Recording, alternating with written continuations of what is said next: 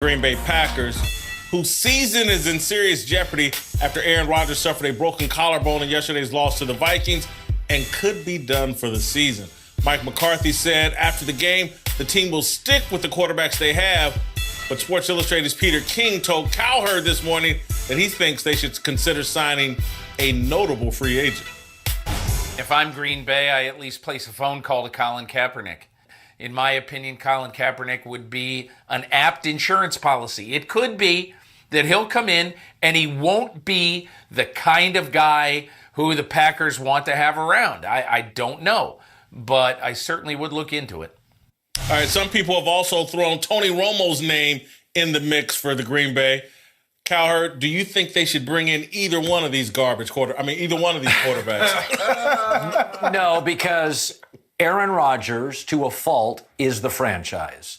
And Kaepernick, sorry if the media doesn't want to hear this, is going to be a distraction. And so is Tony Romo. They're stars.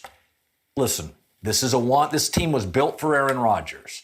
And you can go that direction, but they're not talented enough to overcome a distraction. They are actually built now with Hundley, who's now been in the program for a couple of years. He knows the offense. They'll build it for him. They're not going to win a Super Bowl team, but in that division, they're probably good enough to kick the tires a little and stay close to playoff contention. They're not talented enough to have a distraction and do it. If this was a 4 or 5 week injury, I would almost get it. Try to survive for 4 or 5 weeks and Aaron Rodgers comes back. But this team has had so many injuries on the defensive and offensive side of the ball.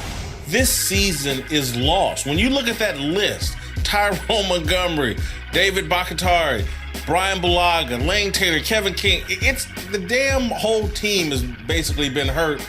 You don't get a stopgap quarterback like a Tony Romo or a Colin Kaepernick. Kaepernick, you'd have to change the entire offense around.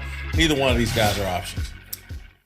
Look, there is no other option other than what is in-house in Green Bay.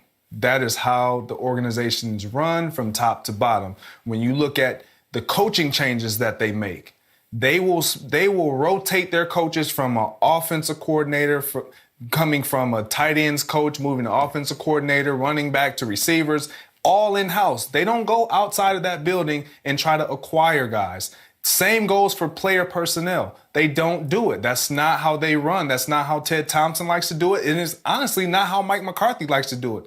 They will stick with Brett Hundley and their guys in-house, as he alluded to in this post-press conference.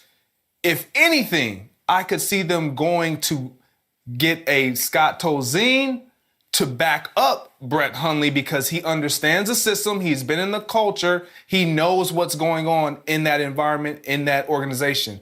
But Colin Kaepernick, whether he brings things with him or not, has nothing to do with the Green Bay Packers not calling him and saying, hey, are you interested? They are not interested because that's not how they run things. Well, you would know, yeah. So you're saying from a philosophical standpoint, That's that's not what they do. And I get it. And if it wasn't their philosophical standpoint, why? No way. Tony Romo, first of all, he's not coming back. He's in that booth, nice and comfy. You don't want to go back there. He's injury prone. We're talking about that. And he knows it. Why come out there and risk injury for a team that probably, even if you're playing at your best, might not go to the Super Bowl? You never know in the NFL. And then Colin Kaepernick, that's way too much of a headache. I think they stick with Hundley. Let's see what he can do. He looked okay at times when he stepped in there, and I thought he played pretty well. He's a guy. They got talented players on that roster. They could go out there and still make a run. Let's be honest too, Jason. Generally in situations, like a lot of business, what's the upside, what's the downside? Listen, you remember that game. What's the upside of Cap? He comes in, first of all, he's going to be bailing water on learning the offense. He probably has to back up Hundley for a month. So at most, you get him for 5 or 6 games. If he beat out Hundley, who knows the system. So the upside is, hey, last 5 games, Cap started 1-2. Okay, the downside is you saw that crowd react. Remember the Aaron Rodgers? Yeah. Lock arms, yeah. And you heard him yelling at Aaron Rodgers. The downside is you create a storm, which, to Greg's point, it's not how the organizations run. Yeah, you annoy your customer base even more than you already have. Look, man, Case Keenum and the Vikings move the ball on Green Bay. It's not just a quarterback problem. Absolutely not. Because, again, the quarterback, Aaron Rodgers, is so talented that you could survive with that horrible defense. There's no other quarterback in the league, not even Tom Brady, who can survive with that defense. That, again, going to the point you made first thing out of your mouth, that team is built for Aaron Rodgers and Aaron Rodgers only. To a fault. And now he's not here. Yeah. Here's another thing. This is when if this is New England Patriots and Bill Belichick and Tom Brady goes down, this is what makes us classify Bill Belichick as one of the greatest coaches ever, because he can take pieces, insert them, and they don't miss a beat. This is Mike McCarthy's chance, his opportunity. That Aaron has gone down before and the team went right down with him. This is his opportunity to show how great of a coach he really and truly is, with having one of his guys step up and still be able to manage this team. This is why you hire guys like Mike McCarthy. This is why Joe Girardi, what he was able to do in their last